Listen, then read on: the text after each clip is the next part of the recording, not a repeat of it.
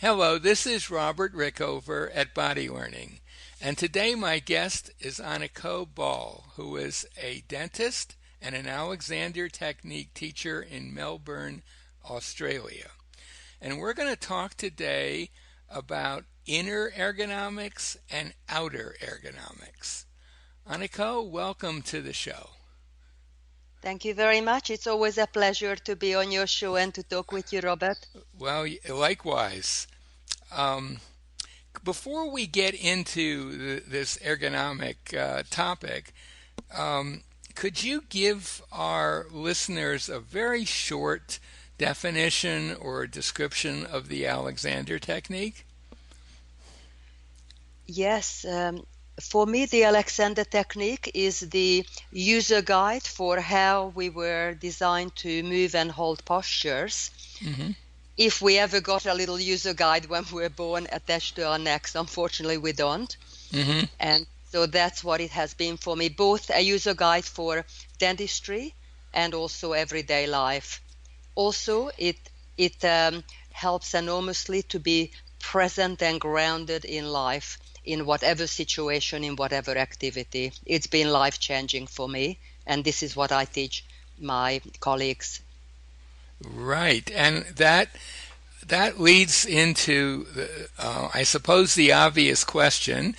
Um, you don't find a lot of medical professionals in mid-career deciding to become Alexander Technique teachers. And you have, I know, a really interesting story to tell about how that happened to you. Could you give us we've talked about it in earlier podcasts, I think more extensively, but could you give our listeners a short recap of why you made that pretty dramatic change? Yes, so I have been a dentist for about 40 years, and I spent most of that time starting as a dental student in severe pain, neck, back, shoulder, hip joints, everything hurt. Tried everything. I went to every specialist, doctor, physical therapist I could think of and find. All of them were very helpful. None of them gave me long-term relief and prevention. And it wasn't until I stumbled and literally stumbled upon the Alexander technique and I learned that my regular work postures and even outside the dental clinic, I was moving and holding postures that were harmful to me and learned to change them thanks to the inner ergonomic principles of the Alexander technique, and I got well. And then I decided that I'd better train as a teacher and take this wonderful knowledge to my profession and save my colleagues from the desperate suffering that I had to endure for decades. And now I know it is possible to overcome and prevent in the first place. Right, and you founded Optimal Dental Posture specifically to promote recovery and prevention of work-related injuries in the dental profession. Yes, that was my aim to take this initially around Australia and also globally to send a message of hope to the dental profession that they don't have to work and suffer pain. So it's occupational chronic pain that I talk about. And of course, everything that we do in our work, we also do to some degree in our everyday life, but it gets accentuated in dentistry where all the attention is in the patient's mouth, and dentists don't learn to look after themselves. Right, and it's not just dentists, of course, it's dental hygienists as well. They face those same issues. So I train the whole dental team, Yeah. dentists, dental hygienists, oral health therapists, dental assistants, and also receptionists. And I'm currently doing lots of trainings where I go out to dental practices and I look at the setup and I look at what they're doing. And of course, this is a problem. I've also trained some doctors and ear, nose, and throat specialists. I know it's a problem among surgeons, among IT people, so it's kind of a problem everywhere. Right, and I want to come back to that, but First, I wonder if you could give our listeners a short description or definition of inner ergonomics, which is a term I believe you've coined, and outer ergonomics, and what the difference is and how they relate to each other. Yes, so this is something I came up with It's a genius during. term. It's a genius term, in my opinion. Well, thank you. I spent years trying to figure out why I was unable to get well, and I was declared an absolutely hopeless case. I could barely move before I stumbled upon the Alexander technique.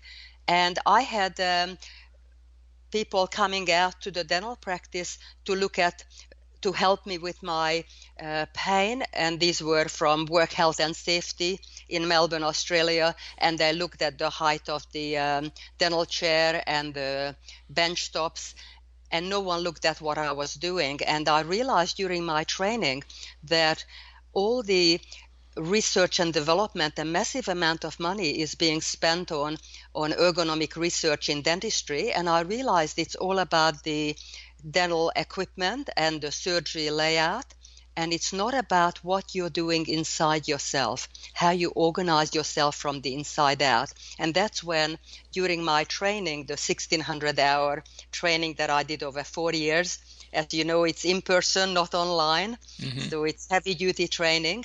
Right. And during that time, I practiced dentistry part time. Hmm. And I realized that there is a difference, and I need to call outer ergonomics everything that's to do with equipment and surgery layout and instruments. And good design is important, and we can touch on that if you wish. However, you can have the very best dental chair, dental stool, everything perfect, and still sit in a terrible way where you're twisting and bending your spine and doing great injury to yourself. So the operator's efficiency inside themselves in posture and movement is what I decided to call the inner ergonomics. And I consider the Alexander technique among the many things that it offers. It offers the inner ergonomic principles for us, for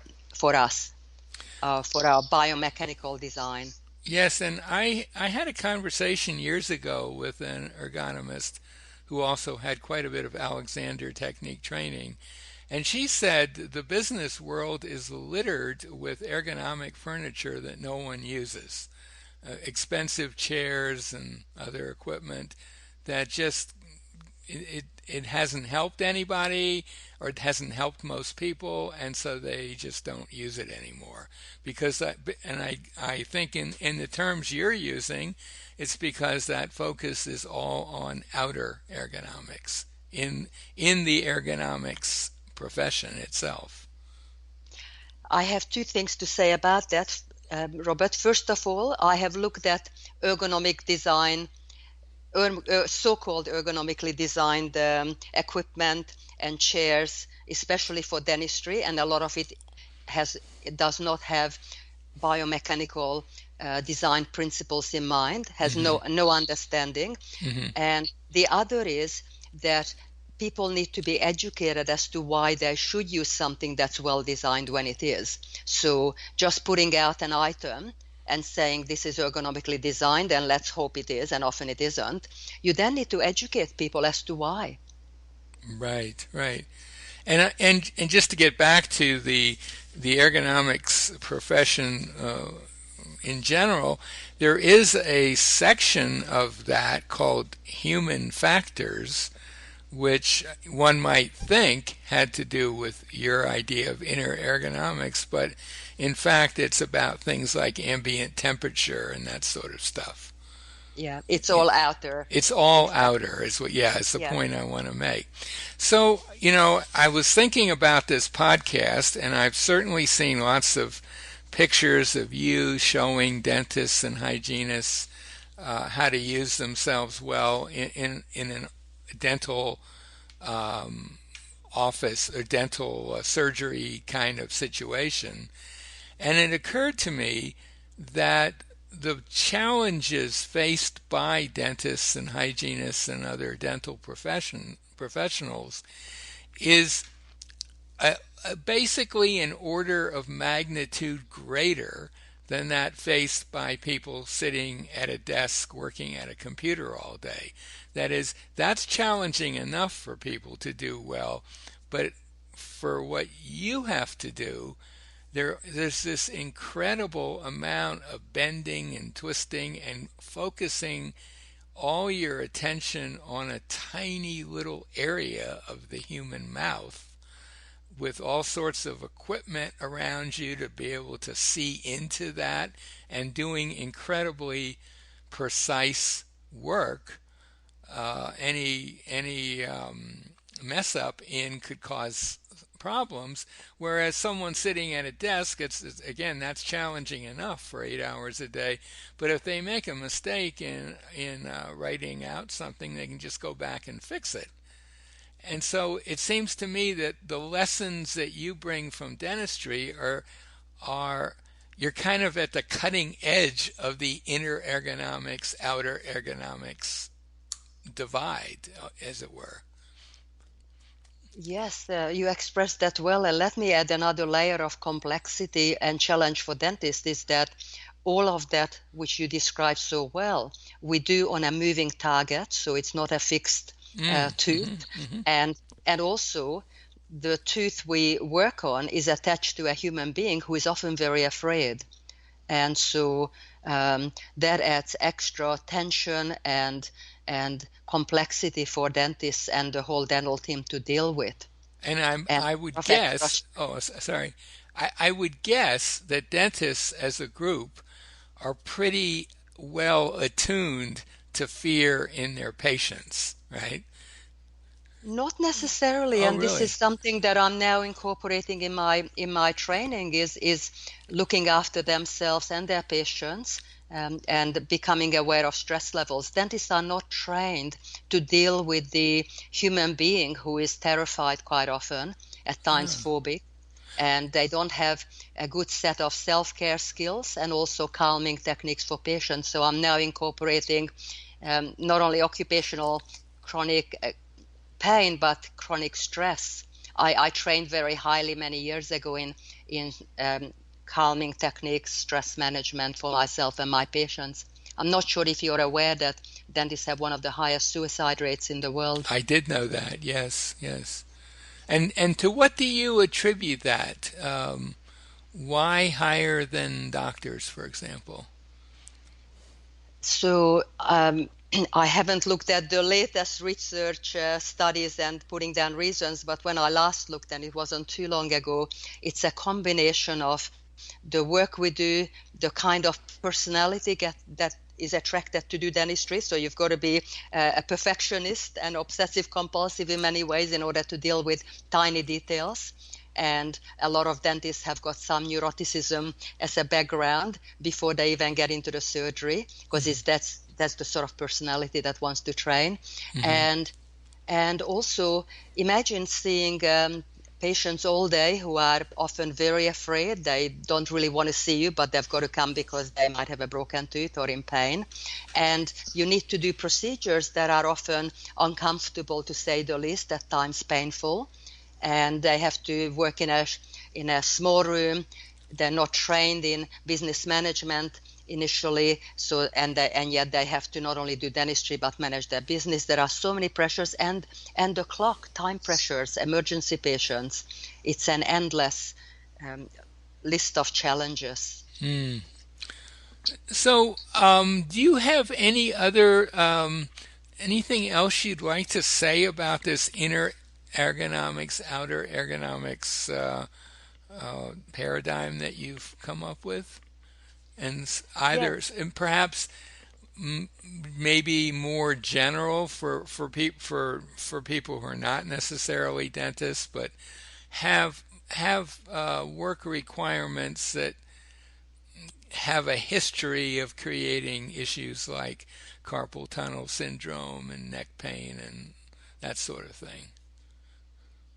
Yes, so it is really important to understand how your body was designed to move and hold postures. And for example, with carpal tunnel syndrome, whatever work you do, and in fact, most activities, we tend to to grasp things with our hands. Hmm.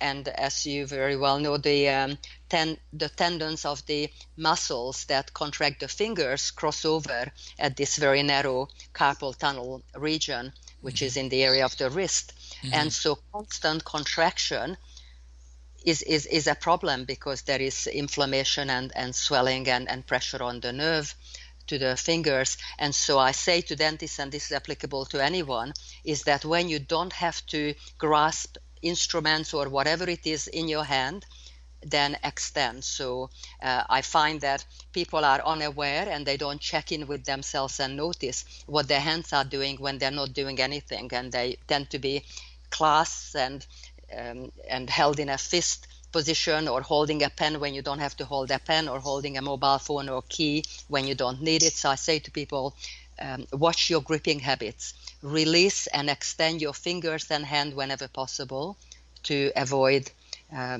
stressing those that carpal tunnel area.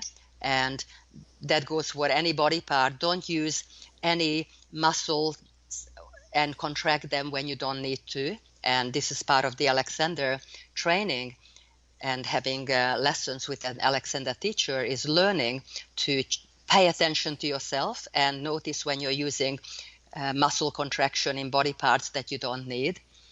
And the other area, for example, neck, I'm finding that most people, whether anyone on the dental team, including receptionists and of course people on the trains and anywhere I look, are bending down, looking at mobile phones, using their cervical spine, the neck area, to bend, which is not designed for bending. Below the ear, below Hmm. the second vertebra, all the joints are gliding joints. They're not pivot joints or hinge joints. Hmm. So I teach people to look down at the height of the ear where their nodding joint is for looking up and down. Hmm. Uh, and use the wonderful hinge joint called the elbow to bring the mobile phone to closer to the eye. So this is inner ergonomics, using the right joints for the right movement, organizing yourself from the inside out in a way that cooperates with design. Hmm. And would you say a word or two about how people sit in general, and our sits bones as the parts of us that are designed to bear our weight but often are not used that way? Yes, now this is a very important area, Robert, that I talk a lot in my training programs. And this is where I bring together the inner and outer ergonomics of sitting. And so it's very important to sit on the sit bones. So inner ergonomic learning and training is about knowing what you're meant to sit on, and that you need to have your feet on the ground, underneath the knees, so that the weight of the leg can fall through to the floor, and then thinking up inside yourself so that you're not collapsing and your spine is in its full extension. And so that's and the hip joint should be higher than the knees. So these are the Yes. inner ergonomic principles. Hmm. And then what's the optimal seating? The seat that you should sit on, and this is where outer ergonomics comes into it. And the ideal or optimal seat should be firm so that you can feel your sit bones. Right. It should have a slight forward slope so that the hip joints can be higher than the knees. Hmm.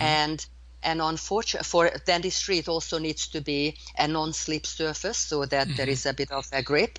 Hmm. And what I'm finding, and I'm horrified to see this, is that most chairs and office chairs and dental stools are soft, so you can't feel your sit bones. Many chairs, in order to be stackable, are backward sloping. And of course, if you're not sitting on your sit bones, if you're leaning backwards, you're reversing your lumbar curve, Hmm. and that's just about guaranteed to give you chronic back pain.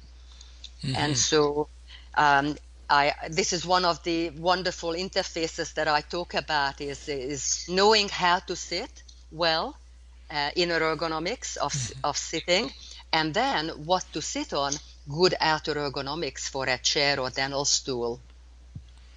So basically, you could generalize and say that inner ergonomic principles are what you need to take advantage of outer ergonomic rearrangements or design. Exactly. Yeah, and that Exactly. and it's such a shame, really, that in the ergonomics profession generally, I don't think there's much thought about, certainly not the phrase inner ergonomics, but even some of the basic concepts of it. They are totally unaware. To give you an idea, for example, in dentistry, the foot control that dentists have to step on to operate the drill, um, most are up and down, which cooperates with the design of the knee and ankle joint, Hmm. which are hinge joints. Although Hmm. the ankle joint can twist to the side, is predominantly a hinge joint. But Hmm. there are many foot controls that require a side swiping movement, which doesn't cooperate with design so well. Hmm. And when I inform dental companies that it's the up and down foot control that's far better, they're quite surprised because they were unaware. Hmm.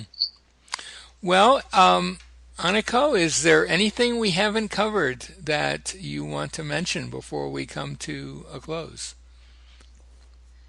I think we have covered that quite well. And I guess one thing I should say is this, that people are thinking, for example, I get asked all the time, what position should I sit in? What angle should I have my patient? And that's going organizing yourself from the outside in. So it's a kind of an outer ergonomic towards the inner Yes. and different to equipment. And I say to people, you need to go from the inside out. You need to say, I need to look after myself because I know my body wasn't designed to twist to the side and bend where I don't have bending joints. So where can I sit? What height can I have my patient? Or if you're working at a desk, where should my computer be? Should I get my patient to turn to the side so that I can cooperate with my biomechanical design so that I can look after myself? So not looking at outer positions, but going from the inside out. So, yeah, once you're sort of tuned in to the inner ergonomics principles, then I think quite naturally you'll, to the extent you can, you'll arrange things at your desk or at your workstation or whatever, to fit in with that. That's the inner is really the primary one, and the outer is just something that maybe facilitates it to a certain extent.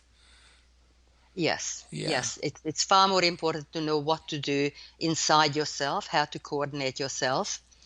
And of course, it's helpful if you don't sit on a really soft chair that's sloping Yes. backwards, but you can at least sit forward once you know that that's not good for you.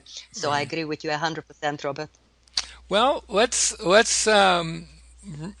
bring our conversation to a close.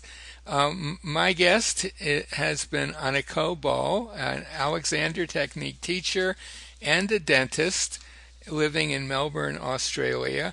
And I'll put a link to her website on optimal dental posture. But do you also teach Alexander lessons to, how can I put it, ordinary people, or are you working exclusively with dentists? I'm currently focusing exclusively for the dental profession Hmm. because there is just nobody else that I know of teaching this. Right. Well, And if you're a dentist, either in Melbourne or anywhere, I recommend you visit Aniko's site. And I know you give workshops in different locations, and I think I think a dental professional anywhere would do well to study this in greater depth. oh, So, very much. And I'm uh, hoping to get into the dental schools and train young people before they get into bad habits. right, that's where it really needs to start. So, anyway, Aniko, thank you so much for this interview. It's been a great pleasure for me talking to you again. It's been a great pleasure, Robert. Thank you.